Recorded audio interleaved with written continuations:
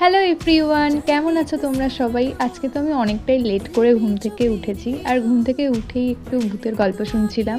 আর আজকে তো আমি ডেন্টাল হসপিটালে যাব চেক আপের জন্য, তাই ঝটপট ব্রেকফাস্ট করে নিলাম, দেন বেরিয়ে গেলাম মায়ের সাথে। আমার ব্রেসেস জার্নি নিয়ে আমি তো এর আগে অনেক ভিডিওই পোস্ট করেছি, তোমাদের যদি আরও কোনো কোয়ারিজ থাকে তাহলে কমেন্টসে জানাতে পারো। চেক আপ করাতে করাতে অনেকটাই দুপুর হয়ে গিয়েছিল, আর আমার তো ভীষণ খিদে পাচ্ছিল। চেক আপ কমপ্লিট হয়ে যেতেই চলে এসেছিলাম এই কচুরির দোকানে। আমি যতবারই শিয়ালদা আসি এই কচুরির দোকান থেকে তো আমি কচুরি খাবই। যা বিভৎস গরম পড়েছে, বেশিক্ষণ বাইরে থাকা তো পসিবলই না, তাই খাওয়া দাওয়া কমপ্লিট করে ঝটপট বাসে উঠে চলে এলাম বাড়ি এসেই আমি ভীষণ টায়ার্ড হয়ে গিয়েছিলাম, তাই আর ব্লগ করিনি। দেন বিকেলবেলায় আমি বানাচ্ছিলাম একটু কফি।